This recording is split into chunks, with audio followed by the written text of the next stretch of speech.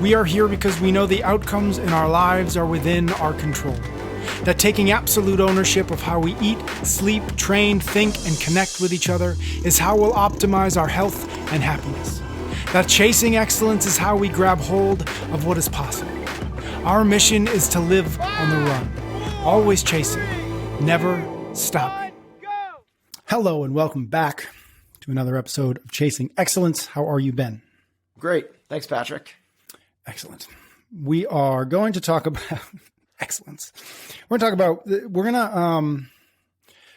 of wanted to have a conversation that brought in some big ideas that we talk about often. These principles that we talk about, we mention, we bring them to the surface on almost every opportunity that we can. And you just have this idea of like these three guiding principles. And so these principles that we've talked about a lot are awareness, intention, and action. And so we've talked about each one of those kind of independent, to a large degree, kind of independent of the other ones. But we wanted to have a conversation really bringing those three together and saying, how do these three work together? How can we stack each one of these in a way that that is not 1 + 1 + 1 = 3, but 1 + 1 + 1 = 47, right? Which is, I think, is something you can do when you start to stack these three things: awareness and intention and action, in the right order, in the right way, when you start thinking about these with a little bit more clarity. So let's just kind of throw it out there, big picture. Like, what are we talking about? What are these three guiding principles? Why is it these three? Yeah. So it's my take on what are the building blocks. And as you said, I think you have to do these. They're kind of in order, right? Yep. But this is a step-by-step process of the way for us to navigate our lives. Basically, it's like, if we want to live our best lives, if we really lean into these three things, we're going to come out the other end a lot more farther along. Is that the right way to say that? It doesn't sound right, but we'll be a lot farther along than we would be otherwise. And I like to just kind of play and fumble around in my own head and kind of create like, okay, well, what if we moved this piece out and moved another piece in? Does that make more sense? What if we took this piece? Is this the same as that piece? Can we combine these things, or should we tweak this one a little bit? And what makes up these actual principles? And so we've talked about these three things a fair amount on this podcast. I try to think about them a lot in terms of when I'm going through my life and my morning practice and my rituals and my routines. I'm trying to become as aware as I possibly can, then bring as much intention to what I'm bringing into my life so I know what the goals are I'm chasing, and then take massive action towards those goals. So at a high level, I really think that those three things, because if you miss one of them, right? Yep. If you miss one of them along the way, well, you can be the hardest worker in the room, but you're not going to end up what we really want, right? Whatever that is. You can end up really, really, really far along the wrong path. Yep. So that's why I think it needs to be in this step-by-step format. Yep. I love that. And would you, one of the things we've kind of joked about it, but it's completely true. Would you put this in the category of a framework? Like, again, thinking about these things together, thinking about these things in the right order. Is this a kind of a mental model or a framework for us? Yeah, I think it's a mental model, but the mental model, those words don't mean a whole lot until we start to break them down, actually like talk about them individually and see how they stack on top of each other. So, okay, cool. Let's do that. Let's start with awareness. For sure. So awareness is everything to me. It has to start there. It's even like in AA, it's the very first thing. It's right. Like, admit that you have a problem. Be aware that you are an alcoholic. Like, it's the first thing. So to me, the very first level of awareness that we need is the awareness of who we are. And this might get a little esoteric, spiritual, foofy, but you are, like, when I say, who are you, Patrick? The first thing that pops in is that answer right there. I am Patrick. I am Patrick Cummings. And it's like, okay, but people change their name all the time. So and you didn't pick your name, so you didn't even pick your name. Exactly right. So how can that possibly be you? When you get married, people change their names. So that's not who you really are. Then it goes to the roles. People go, well, I'm a dad. I'm an entrepreneur. I'm a brother, sister, friend, neighbor, athlete, musician, whatever it is. And no, all of those things aren't really who you are, because those things change and be taken away from you. It's not really, and then we start to get down to this thing. You start to realize, like, well, I am the voice inside my head. I am the thinking thoughts. It is what, oh man, I'm blanking. Someone's going to come up with it. I'll come up before the end of the talk. But the philosopher that said, I think, Descartes, I think, therefore I am. No, because when you are asleep, you are still something and you're not thinking things. When you're in a flow state, you are not thinking things and you are still a being. When you are meditating, your thoughts can slow down or actually disappear. So no, you are still something when you don't think. So when you start to pull this thing back, and the awareness truly of who am I, man, that really starts to, that level of awareness is really different. And once you start to pull at that thread a little bit, the first thing that comes up is, well, if I'm not the voice in my head, I better start becoming aware of that voice in my head. Because that voice in my head is not me. If I'm listening to that voice a lot, like, gosh, might not be the best thing to do. And we start to realize is that voice in your head is just the coach, the critic, the annoying roommate, someone in your head that's narrating your life for you with no other purpose than to keep the conversation going. Yep. And it actually is nothing more. We start to realize is that voice in your head is nothing more than a narrative of your past. It's your upbringing. It's our conditioning. And we are now programmed to operate and navigate the world in a certain way, not with reality, but with a certain set of programming. And when you become aware of that programming, all of a sudden now you get to question it. Like, wife says, can you do the dishes? And you go, my wife is so controlling. Well, no, she's not. She has you to do the dishes. You might think she's controlling because your upbringing, your conditioning, you grew up with a controlling mother, and now you're so defensive of anybody that tells you to do anything. And now you get to really look at life from a different viewpoint, a different prism. The kaleidoscope, and what you used to see as black and white, now you see in color and clear. So you start to realize these triggers, these things that set us off, the things that cause this, when you become aware of things that make you feel weird, things that cause your gut to do certain things, things that pull you away from joy and happiness. And what you become aware of is we actually operate in a number of different states. And can you recognize in real time what state you're in?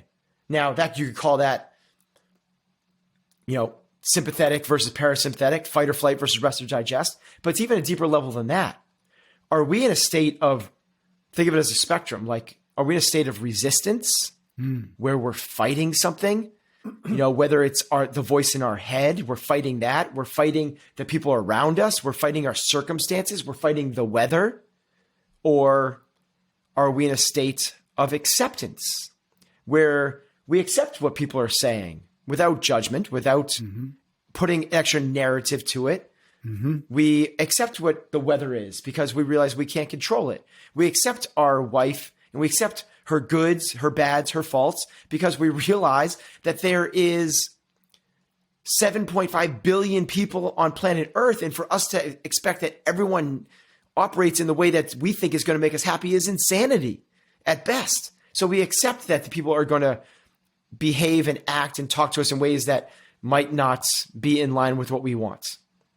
And then can we rise above resistance and acceptance to a state of joy where we actually go, there's my wife. She always asks me to do dishes afterwards. That makes sense.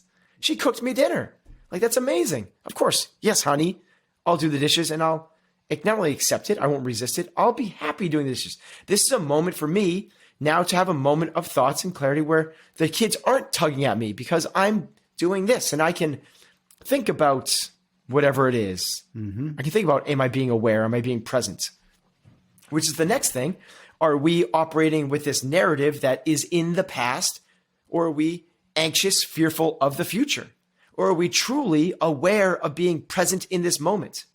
And that present moment, when we are there, truly there in that present moment, we have reached a really high state. Because when you're present, you're not anxious or fearful, dreading anything that's coming down the pipeline, judging anything, and we're not fearful, so we're not guilty, we're not regretful or anything from the past. When you are actually able to stay in this present moment, and present moment gets so much attention and talk now, but it's because of our phones.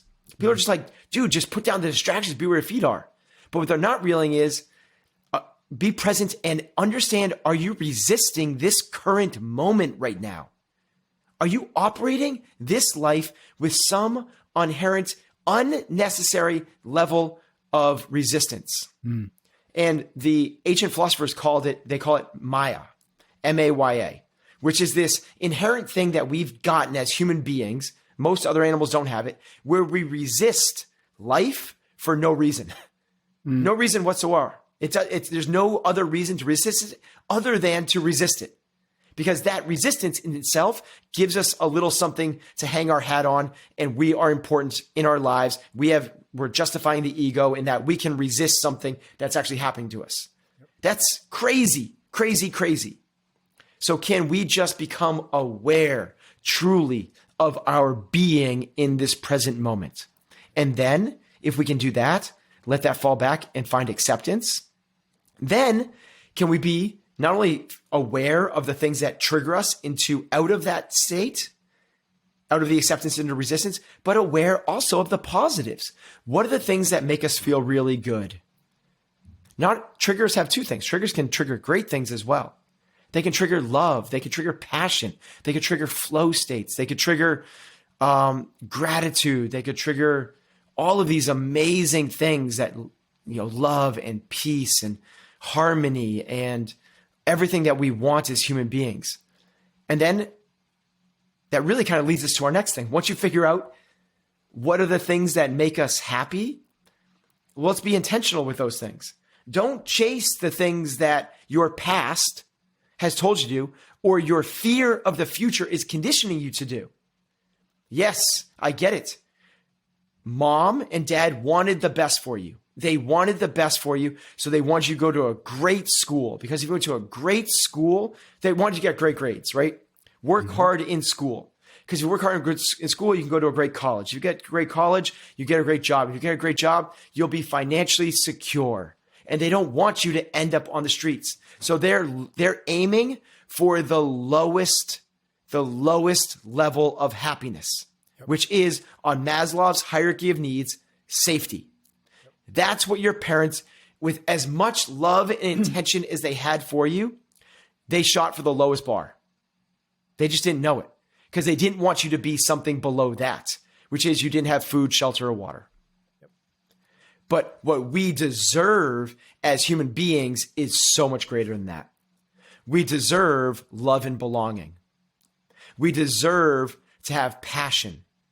We deserve to have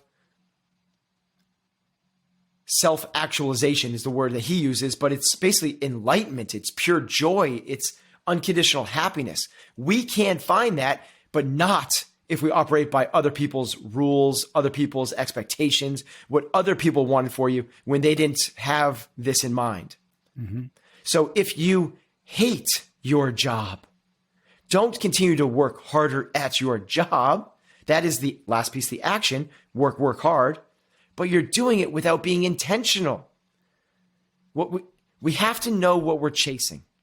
We have to know what ladder to lean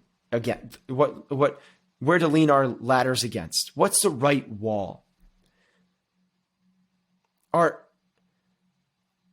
It's basically like with action without intention is meaningless. You're just spinning wheels. You're just go. You're in the rat race. You can't get off of it. You're busting your ass. And we haven't taken the steps to actually figure out what is it that we want in our lives. What does success mean to me? And I'll share a cool conversation I had earlier today I'm going to keep it anonymous because I've just been introduced to this person, so I don't want to share anything else. But a very, very high level coach in professional sports. And he's in his network. It is just a grind, go, go, go, go, go, win at all cost mentality. And he's like, there's no joy. These are professional athletes, then they don't have joy. And the people at the highest level that have achieved, like these multi-billionaires, he's like, they're miserable. They are and they navigate every single day miserable. And they don't have joy. And how cool that this person at the highest peak of their sports has the awareness of that. That he goes, it's not what I want. I have reached the highest level and it's not what I want. I don't want to be, he's like my age. He doesn't want to get to be 50, 60, 70, 80 years old and not have experienced joy, just chased someone else's carrot. So this is why we need to create intention in our lives. Truly, we define success. What does success mean to me? And it can be, it's totally fine if you want to be fame and fortune. It's totally fine if you want it to be, but you have to have that awareness. Why do I want fame and fortune? If you can truly get there without it being attached to the ego, truly attached to who you are, your being, because you are not your ego. You are not the voice in your head that says, man, won't it feel cool when I have 1 million followers on Instagram? Man, won't it be cool when I have $10 million in the bank? Man, won't it be cool when I've won the awards, the trophies, the accolades? Won't it be cool when I'm rich and famous and I'm in that movie? What is the thing that's truly going to bring you inherent joy at your being? That's what we want to be chasing with intention. And then massive action, bro. Like then work your ass off. Then it's the discipline. Then it's taking the steps forward. Then it's all the things that we have with our listeners, the hard chargers, the type A's, the people that don't want to settle, the workaholics. Like, yes, put all of that towards the right things, because without action, even the best intentions are meaningless. Like you get you're going to get really, really far, but gosh, you're going to get to the end of the race, cross the finish line. They hand you the trophy. You get the cash in the bank. And you go, whoa, this is not what I thought it was. It's Jim Carrey saying, his whole thing was he wanted $10 million. When he started off in show business, he wrote a check to himself for $10 million that said for rent or for acting services rendered. Yeah. And when he filmed, I think it was Dumb and Dumber, he got paid $10 million. Jim Carrey's thing now is, I wish and hope, it is my dream that everybody can become rich and famous to realize that should not be their dream. It is the guy that wrote Jim Carrey's movie. What is it when he meets God? What is that movie? It's Liar and Liar's in my head, but it's not that one. And Morgan Freeman's in it. Yeah, that's exactly. Yep. Evan Almighty was the sequel to it. Bruce Almighty. There it is. Bruce Almighty. Yes. That's how my brain works. The guy that, and he's, a gazillionaire. He's like one of the most rich and famous guys. He's a producer in Hollywood. And when he walked into his Bel Air Beverly Hills mansion, one of the ones with the multi-swimming pools, the huge pillars and like the 18 bathrooms, he walked into the big marble foyer with a fountain inside. He walked in and went, oh my God, I'm not happy. It is people that go on vacation. They're like, when's I finally go on vacation? They go on vacation and they're still in this state of resistance because they're not happy with whatever their kids are doing, whatever their wife said, or they're in paradise. They're in Costa Rica. They're in Hawaii. They're in Bora Bora, kicking on the beach, and they still can't be happy. We have to recognize that it's not the circumstances around us. And we have to take the massive actions to make sure that we're tracking towards the right end. What is that for us? We must actually do the deeds. We can't just have the intention. We can't just have the awareness. We can't be a hermit. We can't just be, because this is what we can't be a monk. This is what a lot of people do. They meditate and they figure out who they are. But they're living up in a temple, up in the woods, and they're not actually in the grit and the grime. They're actually doing the work. They're not, they don't have the kids. They don't have the spouse. They don't have the jobs. You can be in society and still be doing this. Mm-hmm. It's the people that, go in like, okay, I don't want all this. They realize I don't want my job. I don't want the pressures of this. I want to find truly what means to me. I want to find this unconditional happiness. I want to find enlightenment. I want to find peace and harmony and love and joy and God and heaven on earth and whatever it is. So they go and do a silent retreat. They go and live in the woods. They go and escape. Exactly. That's not it. Yeah. Because what we ultimately need is, and it's not one of the pillars, but to me, these three building blocks lie in, you kind of overlay the whole thing with perspective. Mm-hmm. So with perspective, you realize that it has to be about impacting other people in some way. Because ultimately, our purpose, I've shared this before, but I believe we all have a shared purpose and an individual purpose. Our shared purpose is what I'm talking about. Yep. We have to live our lives in line with our shared purpose as humanity. And that is for us to become, evolve as human beings. Mind, body, and spirit. That is what, as humans, that's what we're supposed to do. Evolve. That is our shared purpose as humanity. Now, physically, that's happening. Like we're bigger, stronger, fitter, faster than we were 100,000 years ago. But is that happening mentally and spiritually? Like our souls. Are we farther along than we were 10,000 years ago? I don't know the answer to that. But that is what we need to be doing, is evolving that way. Not just evolving like we can live longer because of healthcare and technologies and running water and sewage and all the rest. Mind, body, spirit, evolution. That's our shared purpose. Now, when we get there, mind, body, spirit is evolved at its highest state. That state is called enlightenment. Mm-hmm. It's called pure consciousness. It's called finding God. It's called whatever you want to call it, right? It doesn't matter what you call it. You call it what you want. Just call it evolution if you want. Mm-hmm. But that's what we're all doing. But our individual purposes are unique to you and me as much as our fingerprint is. And they're unique based off of our skills, our genetics, our opportunities, our upbringings, our passions, our joys, and all the rest. And that's why I believe in the saying, in my favorite quote, one of my favorite quotes is, do not ask what the world needs, do what sets your heart on fire. Mm-hmm. Because what the world needs is more people with their heart on fire. This is how you share your unique purpose with the world. And when you do what sets your heart on fire, you will impact others. Mm-hmm. It might be one person in a small way. It might be 1 billion people in a big way. It might be one person in a massive way. It might be 1 billion people in a tiny way. It doesn't matter.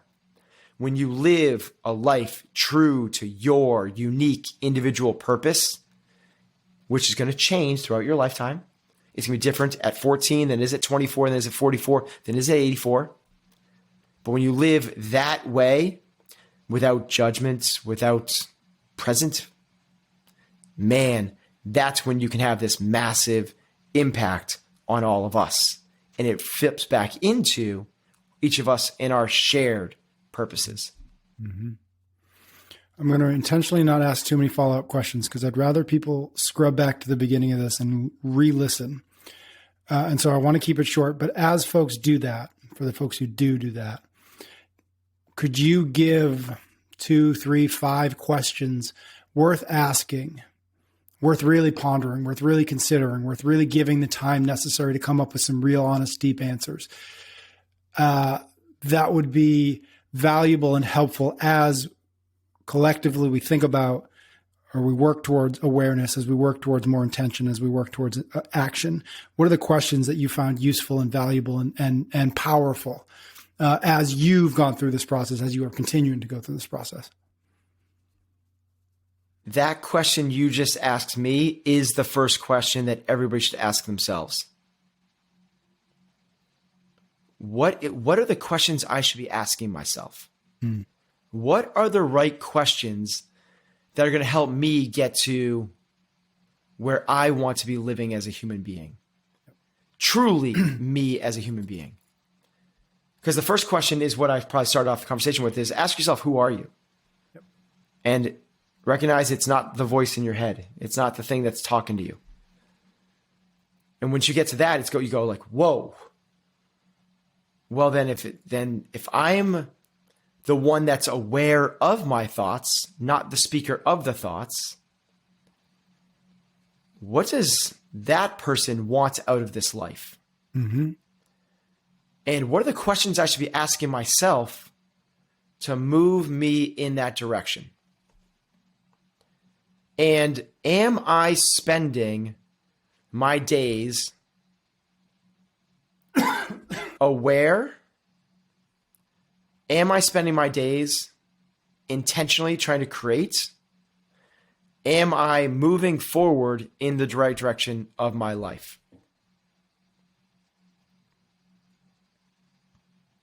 Love it. All right, folks. I really do. I really want folks to just scrub back and keep it short because of that. Scrub back, listen again, and start asking those questions. Start answering them, because I think that they're wildly powerful. So thank you, Ben. That was awesome. That was great. That was a great summation of a lot of different ideas that we've hit on separately. So really cool to kind of bring them all under one framework. Thank you, everybody out there, for listening. Thank you for your ratings and your reviews. Ben and I will be back next week for another episode of Chasing Excellence. You can get every episode of Chasing Excellence wherever you listen to your podcasts or on YouTube. Until next time, thank you for listening.